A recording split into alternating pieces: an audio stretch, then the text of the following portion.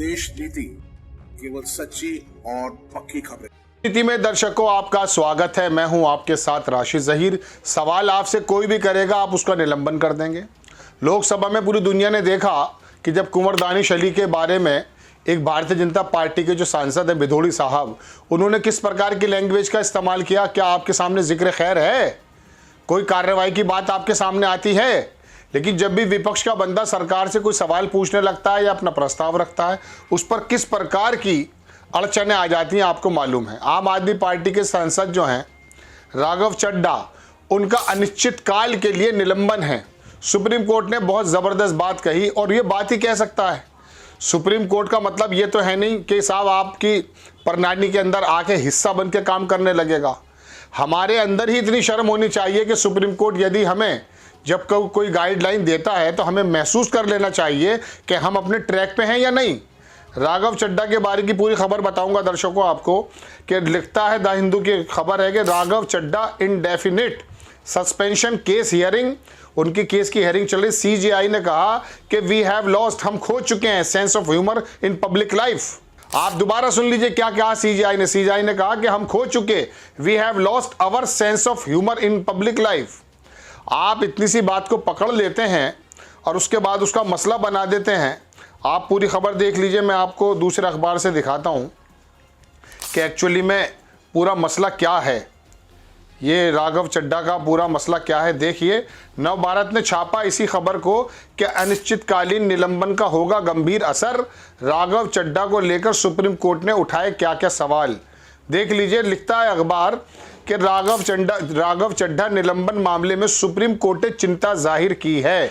उसने कहा है कि किसी सांसद को अनिश्चित काल के लिए निलंबित किया जा सकता है क्या, क्वेश्चन मार्क। और क्या इसमें लोगों के अधिकार का असर नहीं पड़ेगा? इसे लेकर कोई कोर्ट ने गुरुवार तक दलील रखने का समय दिया है।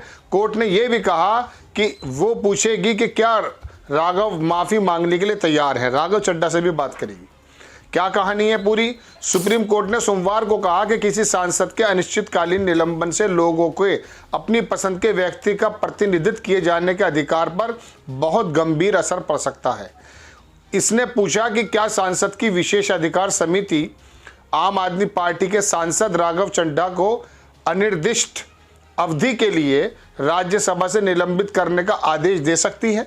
कमेटी जो है, शीर्ष अदालत ने कहा कि विपक्ष के एक सदस्य को सिर्फ एक ऐसे दृष्टिकोण के कारण सदन से बाहर करना जो सरकार के दृष्टिकोण के अनुरूप नहीं हो सकता है, एक गंभीर मुद्दा है। मतलब किसी भी सांसद को आप इसलिए बाहर कर दें कि सरकार के मुताबिक उसका नजरिया नहीं है।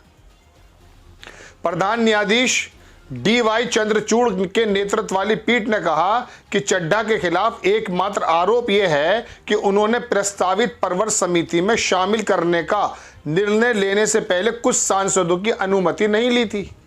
ठीक है, हो सकता है एक जुर्म हो, लेकिन उसके बारे में पीठ ने अटॉर्नी जनरल R वेंकटरमणी से जानना चाहा कि क्या इसे अनिश्चितकालीन निलंबन की आवश्यकता वाला आधार माना जा सकता है।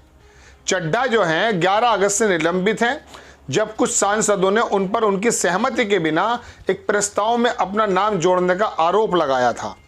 तो मालूम है दर्शकों के संसद में एक सांसद ने किस प्रकार की लैंग्वेज इस्तेमाल की थी, उसके बारे में तो कोई भी चर्चा नहीं चल रही है।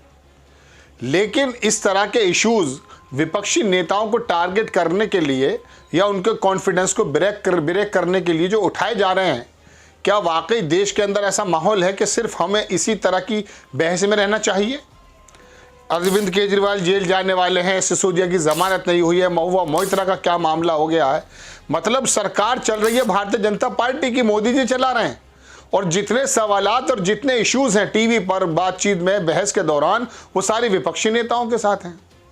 उनको भी मैं ये नहीं कहता हूं कि छोड़ दिया जाए, अगर कोई ज़रूरी मुद्दा है तो उठा दिया जाए, लेकिन टोटल का टोटल सिनेरियो सिर्फ विपक्ष से संबंधित ही बन रहा है वो आपके सामने और मेरे सामने। तो सरकार से सवाल पूछने का फिर कहां पर वो मिलेगा। और राघव चड्ढा अगर कोई बात पूछ लेते हैं या कोई दूसरा सांसद बात पूछ लेता है तो उसके पीछे आप पड़ जाते हैं। दर्शकों, बड़ी खबर है कि राघव चड्ढा के बारे में सुप्रीम कोर्ट ने बड़ी अजीबोगरीब टिप्पणी की, लेकिन टिप्पणी उनकी समझ में आती है जो सेंसिटिव हो, जिनको पता चले कि वाकई सुप्रीम कोर्ट जब कभी हस्तक्षेप करने लगे इनडायरेक्ट वे में तो उसका क्या मैसेज होता है। क्योंकि ये गरिमा बनी हुई है हमारे चारों पिलर्स के बीच में, समझने की ही बात होती है। बहरहाल आपको खबर कैसी लगी अपनी राय कमेंट्स बॉक्स में ज़रूर दीजिए। चैनल को सब्सक्राइब कीजिए, शेयर कीजिए। नेक्स्ट टाइम मैं किसी खबर के साथ आता हूँ। जय हिंद।